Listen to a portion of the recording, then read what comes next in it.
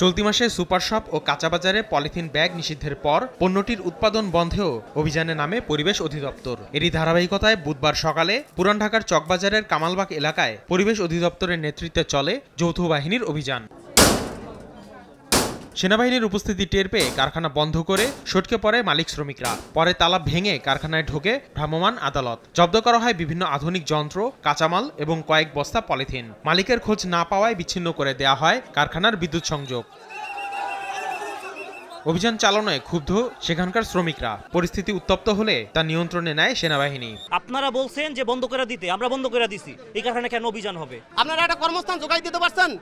এই যে পলিথিনে যারা কাম করে সব মূর্খ, হ্যাঁ মূর্খ, তারা কি করে খাইবে এটা কোন? পরে 4টি পলিথিন কারখানা সিলগালা করে দেন ভ্রাম্যমাণ আদালত। জানা গেছে এমন কর্মকাণ্ড চলমান থাকবে।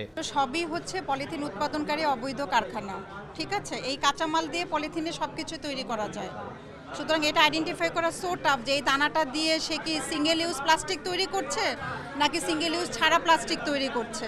সেই কারখানাগুলো যেহেতু অবৈধ, এদের কোনো ছাড়পত্র নাই, কোনো কিছু নাই, আমাদের দৃষ্টিতে এটা অবৈধ কারখানা। দিনভর অভিযান পরিচালনার কথা থাকলেও শ্রমিকদের তীব্র বাধার কারণে তা দুপুরেই শেষ করে দেয় পরিবেশ মন্ত্রণালয়ের ভ্রাম্যমাণ আদালত। আসিফ মোহাম্মদ সিয়াম, সময় সংবাদ, ঢাকা।